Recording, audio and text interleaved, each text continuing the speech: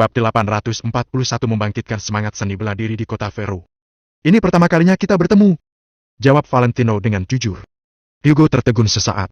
Dia menyadari bahwa Valentino tidak ingin berbicara lebih banyak, dia pun berhenti membahas topik ini. Tuan Besar Hugo, aku tidak suka bersembunyi dan menghindar, jadi tidak usah berbasa-basi. Valentino terdiam selama beberapa detik dan langsung membicarakan inti permasalahan. Ayo kita langsung bicara tentang bisnis saja. Bagaimana menurut Anda? Valentino pun mengangkat kepalanya dan memandang Hugo dengan ekspresi yang tidak terlihat rendah hati maupun sombong. Hugo balas menatap Valentino dengan lurus selama beberapa detik. Tangannya memainkan cangkir teh berwarna putih keabu-abuan dan berkata, anak muda yang berhasrat untuk cepat menjadi sukses itu bukanlah sesuatu yang baik. Segala sesuatu membutuhkan proses dan waktu. Valentino tersenyum kecil dan mengibas-ngibaskan tangannya. Tapi, saat ini aku paling tidak punya waktu. Hugo mengangguk, lalu tersenyum. Karena Tuan Lanao adalah tipe orang yang lebih suka berterus terang, maka aku akan langsung bertanya. Apa langkah selanjutnya yang akan Tuan Lanao ambil di kota Vero? Hahaha, Tuan Besar Hugo masih belum cukup berterus terang. Tentu saja aku akan melakukan apa yang perlu kulakukan. Tentang situasi seperti apa yang terjadi, itu sama dengan tebakan Anda. Jawab Valentino tanpa ragu dan sambil tertawa.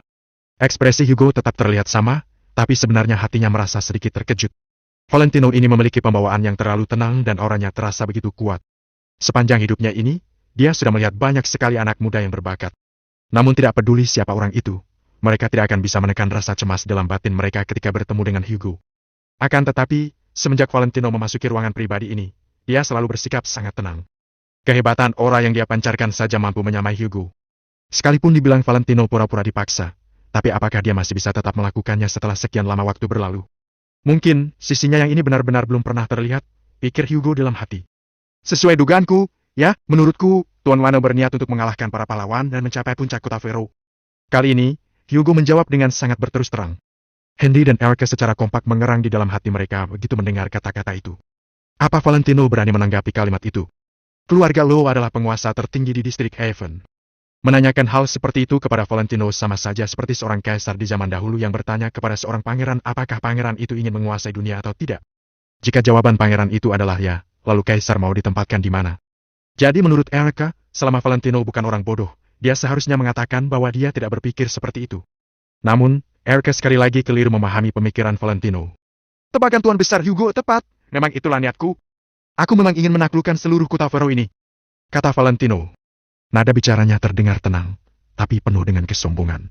Perkataan Valentino membuat suasana di ruangan itu menjadi hening untuk sesaat. Hugo, Henry dan Erica menatap Valentino tanpa mengucapkan sepatah kata pun. Bukan hanya itu, pria parubaya yang sedari tadi tidak berbicara itu juga perlahan mengangkat kepalanya dan menatap Valentino. Sepasang mata yang terlihat sedalam lautan itu memancarkan sorot cahaya mengancam yang tidak main-main. Dia membiarkan auranya terpancar sehingga orang yang merasakannya jadi ketakutan. Dari ekspresi wajahnya, dia terlihat sudah siap untuk segera menyerang Valentino begitu Hugo memerintahkannya. Saat ini, Hugo, putranya, serta pria parubaya itu memancarkan aura yang terasa seperti badai dahsyat yang memberi tekanan ke arah Valentino. Jika yang menghadapi mereka saat ini adalah orang lain, kemungkinan besar mereka mau tidak mau menundukkan kepala karena mereka pasti tidak akan mampu menahan tekanan dari aura ketiga orang itu. Namun, ekspresi Valentino tetap tidak berubah. Dia masih duduk dengan santai dan menatap Hugo dengan tenang. Haha! Valentino terkekeh. Lalu nada bicaranya tiba-tiba berubah. Dia berkata, karena aku berani datang ke sini sendirian, jadi kamu mengira hal semacam ini sudah cukup untuk menahanku. Nada bicara Valentino terdengar sombong. Seolah-olah Hugo sekalipun bukanlah siapa-siapa di matanya. Selama bertahun-tahun, tidak ada satupun orang yang berani berbicara seperti ini kepada Hugo. Namun, kata-kata Valentino ternyata ada gunanya. Hugo melambaikan tangannya sedikit tanpa menoleh dan pria parubaya di belakangnya segera menahan orangnya. Dia menundukkan kepalanya dan kembali berdiri di samping. Tuan Lanao bilang kamu ingin menaklukkan seluruh kota Vero? Tanya Hugo sambil menuangkan teh. Cepat atau lambat pasti akan terjadi. Nada bicara Valentino terdengar sangat percaya diri. Kalau begitu, bagaimana dengan orang-orang berkuasa yang tidak sudi takluk kepadamu? Tanya Hugo lagi. Aku hanya memberikan dua pilihan. Entah bekerja sama denganku atau takluk di bawah kakiku. Jawab Valentino sambil mengambil rokok kelas atas dari atas meja dan menyalakan satu batang untuk dirinya sendiri. Hugo kembali terdiam mendengar jawaban Valentino. Di sisi lain, Erica menatap Valentino dengan terkejut. Dia benar-benar tidak menyangka Valentino akan bersikap dengan begitu berani dan sembrono saat berhadapan dengan Tuan Besar Hugo. Jangan-jangan memang tidak ada satupun hal di dunia ini yang bisa membuatnya takut. Mungkin rasa percaya diri yang Valentino miliki begitu kuat sehingga dia berani meremehkan keluarga Lo. Namun, Erica harus mengakui bahwa saat ini, Valentino memberinya semacam sensasi yang begitu memesona. Erica merasa karakter Valentino begitu mendominasi dan sangat sulit untuk diatur. Jangan-jangan Tuan Lana berpikir bahwa kamu sudah dapat menguasai kota Fero kalau menutup lingkaran tingkat menengah? Aku tidak ragu untuk memberitahu Tuan Lana bahwa kota Fero tidaklah sesederhana yang kamu pikirkan.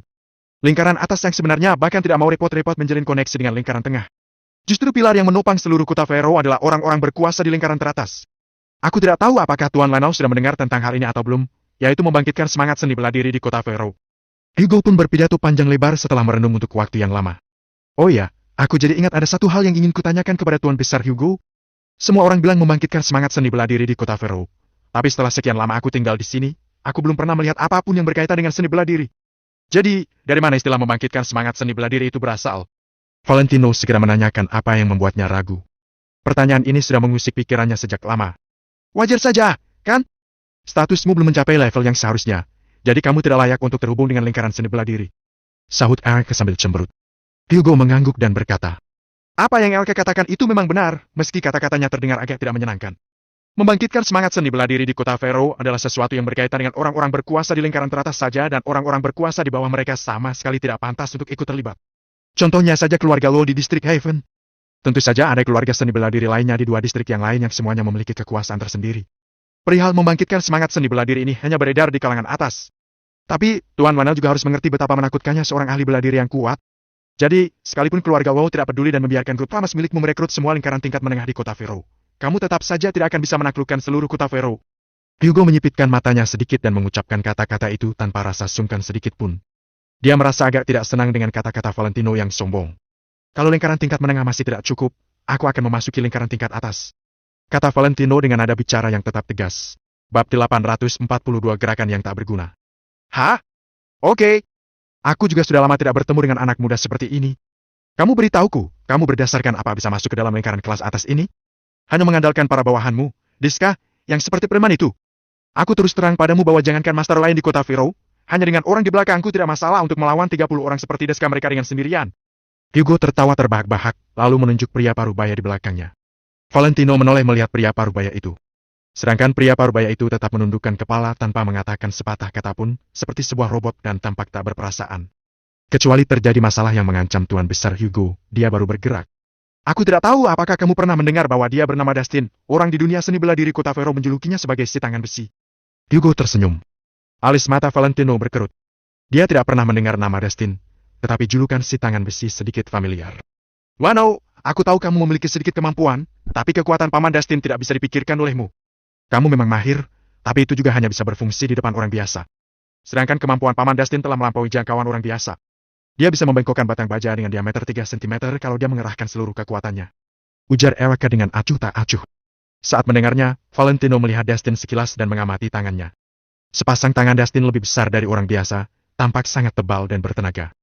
Melihat Valentino tidak berbicara, Elke berkata, kamu mungkin mengira aku sedang membual, karena masalah ini memang sulit dipercayakan oleh orang biasa, tapi ini adalah kenyataan. Hugo tertegun sejenak, lalu melambaikan tangannya sambil berkata, Dustin, kamu tunjukkan pada tuan mana saja? Dustin melangkah maju ke sisi meja, lalu mengambil sebuah cangkir teh tanpa mengatakan sepatah kata pun. Prak! Valentino masih belum sempat melihat jelas tindakan Dustin, cangkir teh itu sudah pecah. Sedangkan kedua tangan Dustin baik-baik saja. Kemudian, Dustin mengangkat tangannya langsung menepuk ke atas meja. Pang! Meja marmer kelas tinggi, tiba-tiba berbunyi. Cangkir dan teko di atas meja langsung terpental, lalu terjatuh berantakan. Setelah Dustin selesai melakukan aksi ini, dia mundur ke belakang seperti tidak terjadi masalah apapun dan kembali ke belakang Hugo tanpa suara. Kenapa? Menepuk meja untuk menakutiku? Valentino menyipitkan matanya dan sengaja berbicara seperti itu. Tuan Wano silakan lihat. Hugo menyibak kain meja di atas meja dengan perlahan dan menunjukkan tempat yang ditepuk oleh Dustin. Valentino melihatnya dan pupil matanya segera menegang. Tempat yang ditepuk oleh Dustin penuh dengan garis retakan di atasnya dan tampak seperti jaring laba-laba. Piang? Kemudian, salah satu sudut meja itu langsung hancur dalam seketika dan lubang besar. Valentino memegang meja itu sekilas. Ketebalan meja ini sepertinya tidak kurang dari 8 cm. Tidak perlu mengatakan seberapa keras marmer padat yang setebal 8 cm ini. Apakah Tuan Leno sudah melihatnya? Ada banyak hal di dunia ini yang tidak bisa dipahami orang biasa, bahkan tidak pernah melihat. Hugo mengamati ekspresi Valentino, lalu berkata dengan tersenyum. Seni bela diri, pelatihan napas, bela diri silang, kungfu Shaolin, kungfu udang sudah memiliki sejarah selama 5.000 tahun di negara Nagun. Semua ini bukanlah hal langka lagi. Selama Valentino tidak bodoh, dia pasti akan terkejut, kan? Jika tepukan ini mendarat di tubuh Valentino, apakah dia bisa menahannya? Valentino menarik kembali tatapannya, lalu berkata dengan nada yang tenang. Hanya begini saja. Kamu? Senyuman di wajah Hugo menjadi kaku. Dia benar-benar dikesali oleh keangkuhan Valentino. Awalnya, dia mengira Valentino masih muda dan sembrono, tetapi sekarang sepertinya Valentino tidak bisa melihat situasi. Elke juga tidak tahan lagi dan langsung mencibir. Wano, kamu jangan keras kepala lagi. Kalau kamu tidak mau mengakui kekalahan, kamu juga coba menghancurkan sebuah gelas kaca? Dia tahu Valentino jago seni bela diri, mampu menghadapi belasan preman dengan mudah. Namun, apakah seni bela diri beberapa preman itu bisa dibandingkan dengan orang seperti Dustin yang terlatih? Dustin tidak hanya mampu menghadapi 30 orang preman seperti itu, tapi juga dapat menjamin dirinya tidak cedera. Kemampuannya bukan main-main. Kakekku memberitahuku sejak kecil, pencaksilat digunakan untuk bertarung, bukan untuk pameran. Banyak gaya seperti itu bagaikan vas bunga yang tidak berguna. Valentino menggelengkan kepala dengan santai, lalu mengangkat cangkir teh dan menyantapnya satu teguk. Katamu, aku hanya banyak gaya? Tanya Dustin dengan nada rendah sambil mengangkat kepala dengan perlahan. Benar, hanya bergaya. Ada tenaga belum tentu dapat dikeluarkan, bertenaga kuat bukan berarti jago bertarung. Jago bertarung bukan berarti dapat memenangi lawan. Jawab Valentino dengan tenang. Kamu hanya mengumpulkan tenaga dalam satu titik, lalu melakukan penyerangan secara tiba-tiba. Dalam pertarungan yang sebenarnya, lawan bukan meja marmer yang tidak bergerak dan berdiri membiarkan kamu memukulnya. Kata-kata Valentino membuat Hugo dan yang lainnya merenung. Aku ingin bertarung denganmu. Dustin menatap tajam Valentino. Martabat seorang pelajar seni bela diri tidak memperbolehkan orang lain meremehkannya. Boleh. Valentino pun mengangguk tanpa ragu. Baik. Tunggu kita keluar dari Hotel Wilton, aku akan mencarikan tempat bertarung untuk kalian. Hugo menatap Valentino dengan tajam. Tidak perlu, di sini saja. Valentino melambaikan tangan dengan perlahan. Apakah kamu tidak tahu peraturan di Hotel Wilton? Berani kamu bertingkah di sini? Erica terkejut menatap Valentino. Aku hanya akan menaati peraturan yang ingin aku taati. Valentino menatap Dustin dengan cuek, lalu berkata, kalau kamu tidak mengalah, lawan aku sekarang juga. Dustin berpikir sejenak, lalu langsung berjalan menuju Valentino. Wano, kamu sedang mencari mati. Apakah kamu tidak melihat kemampuan Paman Dustin? Erica menjadi panik, berbisik di samping Valentino. Erica, tidak usah banyak omong. Hugo melambaikan tangan dengan tenang, lalu berkata, kalau begitu, Dustin coba pergi melawan Tuan Wano saja. Sungguh tidak banyak orang yang berani melanggar peraturan di Hotel Wilton. Namun, Hugo tidak merasa takut. Paling hanya sedikit repot, Hotel Wilton benar tidak berani menantang keluarga Low. Dustin berjalan menuju Valentino hingga berjarak sekitar 5 meter darinya, lalu menatap Valentino dengan tenang. Valentino meminum seteguk teh, lalu berdiri dan mendorong kursinya ke samping. Penghormatan terhadap seni bela diri yang berkelas tinggi. Kalau begitu, hari ini dirinya harus mengalahkan dia dulu. Kakek, mereka... Melihat badan Valentino yang kurus, Erica berteriak secara refleks. Tidak perlu peduli. Hugo melambaikan tangan untuk menghentikan Erica. Valentino terlalu sombong, bahkan membuat tuan besar Hugo sedikit tidak senang. Terhadap anak muda seperti ini, harus memberi dia pengajaran. Maaf, Tuan Wano. Dustin berkata dengan santai, lalu segera menunjukkan sebuah gerakan awal. Bab 843 Dustin si tangan besi. Valentino menyipitkan matanya. Dia bisa melihat bayangan Singikwa negara Nagon dari postur Dustin. Silakan, ujar Valentino tenang sambil meletakkan tangan di punggung. Dustin memang tidak banyak bicara, dia langsung bertindak tanpa basa-basi. Langkah kaki pertamanya langsung membuat suara gedebuk keras di lantai, Erica bahkan merasakan lantai sedang bergetar. Jarak antara Dustin dan Valentino sekitar 10 langkah, Dustin melanjutkan langkahnya lalu tangan kanannya tiba-tiba mengepal. Biog, biog. Langkah kakinya tidak berhenti, kepalan tangan besar itu mengayun kencang. Bahkan sampai terdengar suara angin secara samar-samar. Dustin sudah berlatih bela diri silang sampai mencapai tingkat tertentu. Sepasang telapak tangan yang lebih lebar dari orang normal itu mengandung kekuatan yang sangat menakutkan. Erica langsung berdiri, lalu tidak dapat menahan dirinya untuk berteriak. Wow, awas! Dulu dia pernah melihat sendiri tinju milik Dustin langsung memecahkan plat baja setebal 5 cm sampai berlubang. Mau sehebat apapun Valentino, apakah tubuhnya bisa sekeras plat baja? Namun, Valentino seperti tidak mendengar, kedua tangannya masih di punggung dengan matanya yang sedikit menyipit. Aku ingin lihat siapa yang hanya pandai tori saja. Dustin berteriak keras, tinjunya seperti membawa rasa muak di lubuk hatinya yang terlampiaskan keluar. Tinju ini langsung menyerang ke arah wajah Valentino, kepalan tangan besar itu keras seperti terbuat dari semen dan juga berkilau. Wush! Angin yang ditimbulkan oleh tinju itu sudah terasa terlebih dulu. Jantung Erica berdetak kencang. Terlalu lambat. Tiba-tiba, Valentino yang tidak bergerak angkat bicara. Lalu telapak tangannya yang berada di punggung terulur dengan cepat. Hanya dalam sekejap, telapak tangan itu langsung mengadang di depan wajah Dustin lalu selanjutnya menahan pergelangan tangan Dustin. Reaksi Dustin sangat cepat tapi dia tidak berniat untuk memberontak. Dia justru menggunakan telapak tangannya yang lain untuk menyerang. Lambat!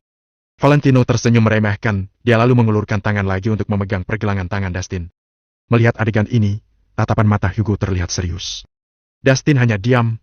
Dia sama sekali tidak panik karena kedua tangannya yang ditahan. Kaki kirinya menopang tubuhnya sedangkan kaki kanannya langsung menyikut Valentino. Kecepatan dan kekuatanmu masih kurang. Valentino bergumam lagi, dia lalu menyerang menggunakan lututnya juga. Peluk! Lutut mereka berdua langsung bertabrakan sehingga tubuh mereka mundur beberapa langkah. Valentino bergerak mundur 2 langkah sedangkan Dustin terlihat mundur tak terkendali. Sebuah penilaian sudah bisa terlihat hanya dengan sekali tabrakan saja. Erica membelalakan matanya. Dia menatap Valentino dengan sedikit rasa tidak percaya. Erica benar-benar sulit mempercayai kalau Valentino yang tubuhnya terlihat kurus dan kecil itu bisa melawan Dustin.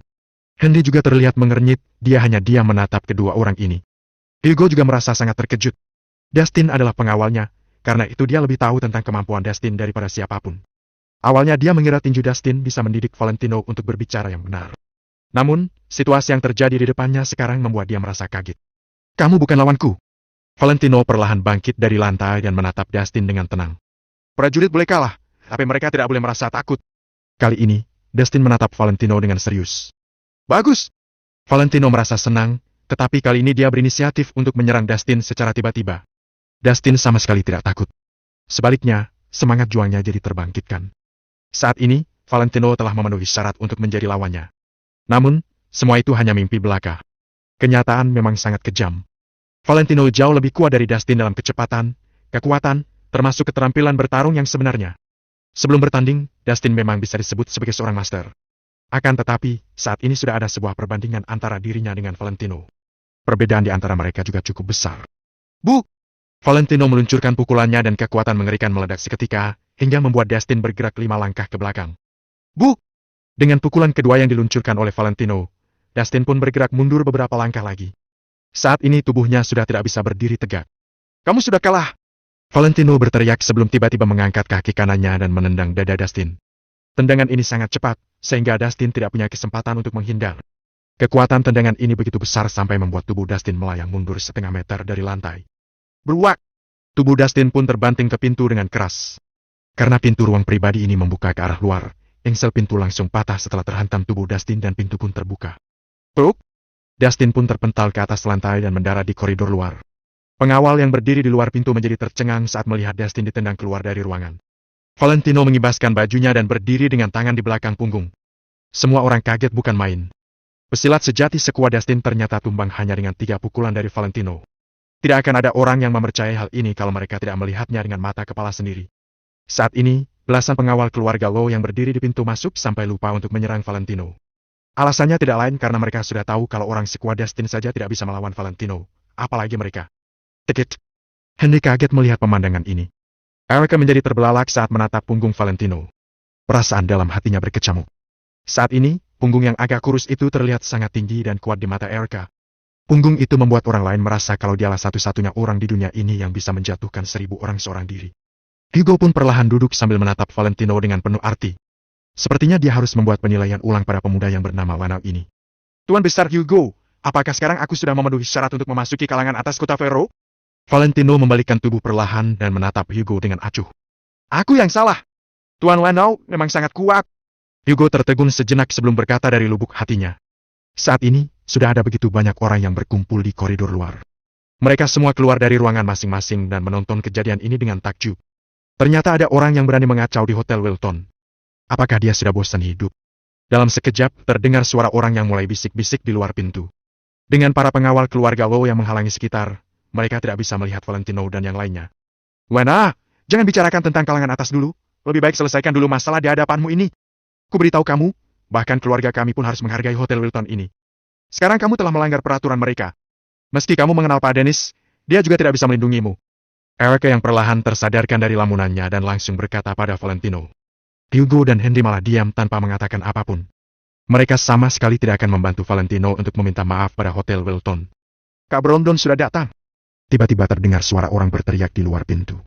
Seorang pria botak dengan belasan pria kekar di belakangnya berjalan mendekat. Kak Brandon adalah pengawas khusus Hotel Wilton dan bertanggung jawab atas beberapa masalah ini. Begitu banyak preman di sekitar Hotel Wilton, mana ada orang yang berani bersikap tidak sopan pada Kak Brandon? Bab 844, apa itu peraturan? Siapa yang memukulmu?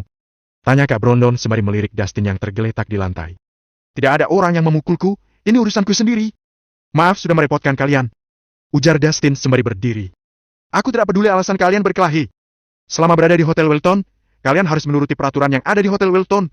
Karena kalian melanggar peraturan, aku perlu memberi kalian pelajaran, ujar Kak Brandon dengan suara rendah. Kak Brandon, orang ini berasal dari ruangan ini, bisik seseorang. Kak Brandon membalikkan badan, kemudian melihat ke dalam ruangan dan sontak kaget.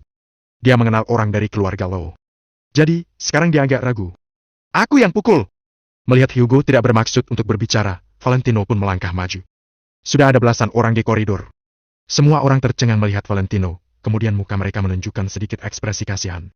Berani melanggar peraturan Hotel Wilton, sepertinya hari ini dia tidak mungkin bisa keluar dari hotel dengan aman. Waktu itu ada orang yang mabuk dan memukul pelayan di sini, alhasil keesokan harinya kakinya dipatahkan. Berani membuat masalah di Hotel Wilton. Hugo dan Henry sama-sama tidak bermaksud untuk berbicara, bahkan Erica juga ditahan oleh mereka. Kalau keluarga Lowe angkat bicara, pihak Hotel Wilton pasti menjaga harga diri mereka. Namun, kenapa mereka harus membantu Valentino? Kak Brandon melirik Valentino, kemudian berkata, "Kamu yang memukulnya."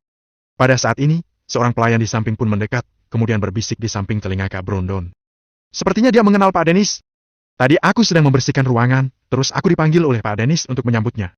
Kak Brandon tertawa sinis sembari berkata, "Mau kenal siapa juga tidak ada gunanya, kalau melanggar peraturan Hotel Wilton, siapapun yang datang tetap tidak berguna." Pada saat ini, terdengar suara rendah. "Bagaimana kalau aku yang datang?" Orang yang berbicara adalah Willy Lumantu yang bergegas datang setelah mendapatkan kabar. Kak Brandon tercengang, dia segera mendekati Willy sembari bertanya, "Kak Willy, kapan Anda pulang? Aku melihat kalian sibuk bermain kartu, jadi aku tidak memanggil kalian." Jawab Willy dengan nada datar. Karena tidak ada orang yang berani membuat masalah di sini, jadi kita semua agak senggang. Tapi hari ini sudah ada urusan, dia memukul orang di sini. Sekarang aku akan memberinya pelajaran.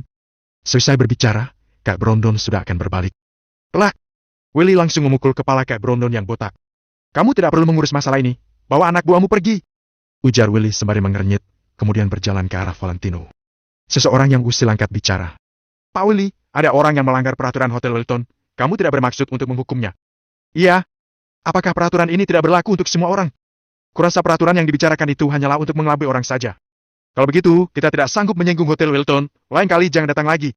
"Aku ingat waktu itu Pak Willy bilang setiap orang harus mematuhi peraturan." Setelah mendengar kritikan dari orang-orang di sekitar, Willy pun berdiri tegap, kemudian melihat ke arah semua orang. "Aku memang pernah mengatakan bahwa semua orang harus mematuhi peraturan. Tapi apakah kalian tahu apa itu peraturan?" ujar Willy dengan penuh makna sembari menatap kerumunan. "Apa itu peraturan?" tanya seseorang secara spontan. Willy menunjuk ke arah Valentino, kemudian berteriak dengan keras. "Dia adalah peraturan." Begitu mendengar perkataan Willy, semua orang sontak tercengang. Sangat tidak disangka, pemuda yang baru berusia 20-an tahun ini bisa dianggap begitu penting oleh Willy.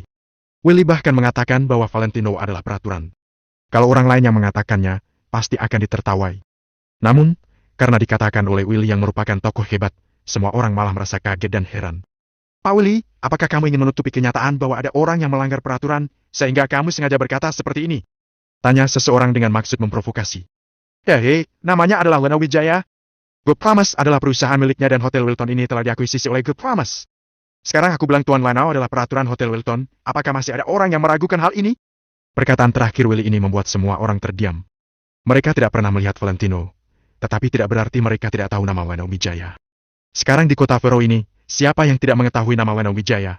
Siapa yang tidak tahu Good Promise? Bahkan Hotel Wilton juga merupakan milik Lanao. Tentu saja tidak keterlaluan kalau menyebut Lanao adalah peraturan di sini. Jadi, kebanyakan orang hanya tersenyum malu, tanpa mengatakan sepatah kata pun. Ternyata dia bukan mengenal Pak Dennis, tapi mengenal Willy. Selain itu, bisa dikatakan bahwa Willy adalah bawahannya.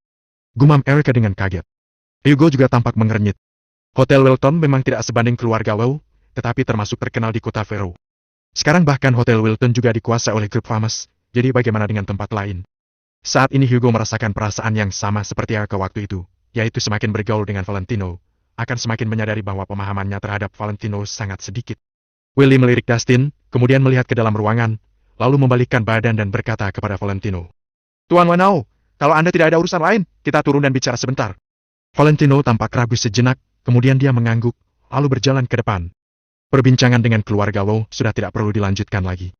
Tidak peduli keluarga Lowe membuat keputusan seperti apa, Valentino akan menerimanya. Paling-paling masa depan agak sulit saja. "Kakek, dia." Melihat Valentino pergi tanpa menoleh, Erica duduk di kursi dengan gelisah. "Tidak masalah, Aku punya rencana. Balas Hugo sembari mengayunkan tangannya. Setengah jam kemudian, Valentino meninggalkan Hotel Wilton. Waktu itu setelah Willy keluar dari zona pengembangan pinggiran kota, dia langsung datang untuk mencari nafkah di kota Vero. Jadi, waktunya di kota Vero bahkan lebih lama dari Deska, tentu saja jaringannya juga lebih luas. Terhadap rahasia tertentu di kota Vero, dia juga tahu sedikit. Valentino juga mengetahui lebih banyak hal dari informasi Willy. Kondisi di kota Vero memang tidak sesederhana yang dipikirkan Valentino waktu itu. Kalau dipikirkan sekarang, arah pengembangan Valentino sebelumnya sepertinya agak salah. Orang sesungguhnya yang menguasai kota Vero tetap adalah ahli bela diri di dalam lingkup kekuasaan teratas. Tidak termasuk salah juga. Kalau tidak ada usaha selama beberapa waktu ini, aku sama sekali tidak memiliki hak dan keyakinan untuk mendekati kalangan paling atas. Gumam Valentino sambil berpikir. Ketika mobil menuju ke jalan yang terpencil, tiba-tiba Valentino merasakan bahaya. Kemudian, muncul sekitar 7 mobil dari gang kosong di samping, yang langsung memblokir jalan lewat Valentino. Valentino menyipitkan matanya. Dia segera memadamkan lampu mobil, kemudian perlahan-lahan menyalakan rokok. Siapa yang mengutus orang-orang ini? Pikir Valentino.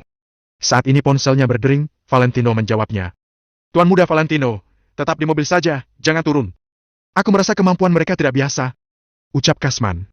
Valentino tidak kaget, karena beberapa hari ini Kasman membawa anak buahnya untuk melindungi Valentino secara diam-diam. Maksudmu? Valentino mengernyit. Benar.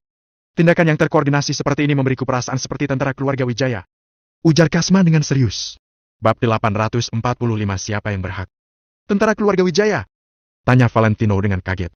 Tentara keluarga Wijaya yang masih berada di sisi Valentino, yaitu Kasman beserta anak buahnya. Sekarang mereka sedang melindungi Valentino. Sementara itu, saat ini William dan anak buahnya sedang dikurung oleh Nick di kota Neo. Kalau orang-orang di seberangnya benaran adalah tentara keluarga Wijaya, maka mereka pasti bukan orang di samping Valentino. Kemungkinan besar mereka adalah musuh. Tuan muda Valentino, preman biasa tidak punya sikap profesional seperti itu. Hanya keluarga besar seperti keluarga Wijaya yang bisa melatih elit seperti itu. Ujar Kasman dengan serius. Mendengar perkataan Kasman, Valentino sontak merasa kaget. Kemudian dia memegang wajahnya secara spontan. Dia merasa merinding dan tidak tenang. Valentino tidak terlalu memikirkan orang-orang yang ada di hadapannya. Kasman dan anak buahnya pasti bisa mengalahkan mereka. Yang membuat Valentino merasa tidak tenang adalah kalau mereka adalah tentara keluarga Wijaya. Sekarang mereka sudah mencari sampai tempat ini. Lantas apa artinya? Artinya keberadaan Valentino sudah diketahui oleh keluarga Wijaya. Pada saat ini, Valentino memasang muka serius sembari mengingat kembali peristiwa yang terjadi selama beberapa waktu ini. Sekarang Valentino memakai topeng, tetapi dia tetap sangat berhati-hati dalam bertindak. Sebagian besar urusan ditangani oleh Danu dan yang lainnya, sementara Valentino hanya mengatur di baliknya. Satu-satunya saat dia menampakkan wajahnya adalah di festival barang antik. Valentino dengan cepat memikirkan orang yang dijumpainya hari itu dan semua kemungkinan yang bisa membeberkan identitasnya. Topeng ini bisa menutupi wajahnya dengan baik, kecuali orang yang dulunya mengenal Valentino. Barulah mereka bisa mengetahui identitas Valentino lewat suaranya. Namun, Valentino berpikir sangat lama, dia tidak pernah bertemu dengan kenalannya di kota Vero. Tuan muda Valentino, tetap di dalam mobil, jangan keluar. Kami akan mengecek situasinya dulu. Kamu diam-diam tundukkan kepala, kemudian pikirkan cara untuk berpindah ke jok samping. Ujar Kasman dengan panik.